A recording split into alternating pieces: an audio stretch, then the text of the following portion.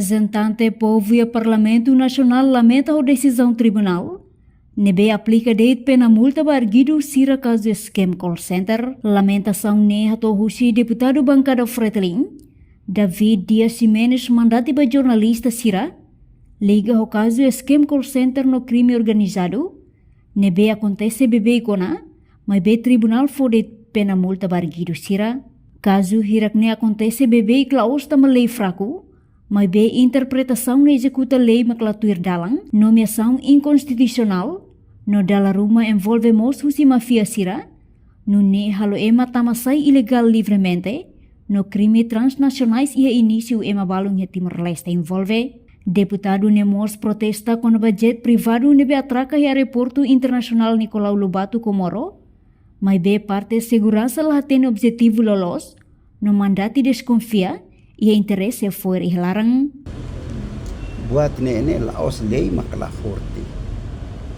Buat ini honestidade na interpretação da lei e de como na execução da lei.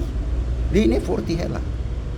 Só que como roto em vez de harelo los para atu interpretar a lei, atu executa o insai idane mas lá é. Te pode ser haredeit. O ilori tem justiça e Timor lá o insa. Nomeações inconstitucionais, nomeações balo inconstitucionais. E deve botar inconstitucional ela. A me fotia ela, mas é uma lá liga. É uma balo é negócio da manifestação. Mas lá hareba buat sini, hareba lima buat selu kita. Atu insulta é mana a cara.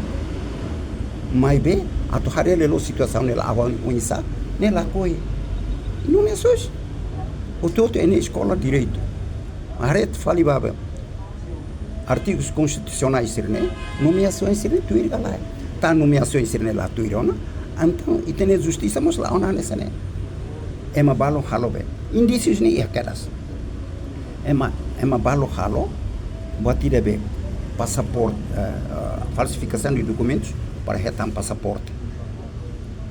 E depois ligado ao. Portanto, caso crime esquema call center nebe comete husiargido na ine nulo racing idane, tribunal aplica de pena multa, o montante osan rihung ida atus 5, ba argido na ine nulo, enquanto argido na ida Ministério Público alega prisão preventiva. Reportagem Epifânia de Carvalho, Televisão Timor-Post.